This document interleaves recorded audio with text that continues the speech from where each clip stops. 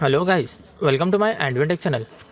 Today I'm going to show in this video how to fix Google Play Store try again problem on your Android. So before going to start the video, if you're not subscribed my channel, please subscribe. So let's start the video. Guys, if you are facing the Google Play Store server error or try again problem when you try to download any app, then I will show you how to fix this issue. First of all, you just need to open the settings, scroll down, tap on apps, tap on see all apps.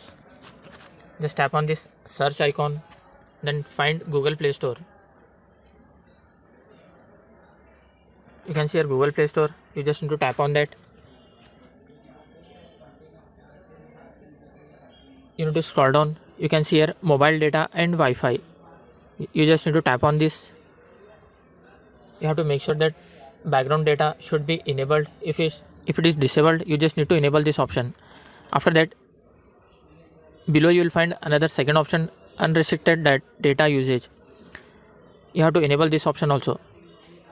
After enabling this both option, then go to storage and cache. You can see here storage and cache. Just tap on this. Once tap on clear storage. Before tapping delete, you have to read this carefully. This app's data including files and settings will be permanently deleted from this device. After reading this, just tap on delete, then go back, open your Play Store. If after opening the Play Store, if it doesn't work again, you have to restart your mobile.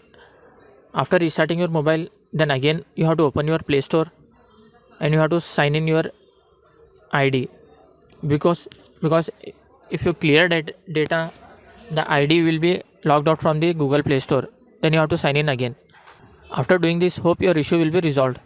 That's it guys. So in this way, you can fix Google Play Store try again problem in your Android. Thanks for watching. Hope if you like this video, please like, share and don't forget to subscribe.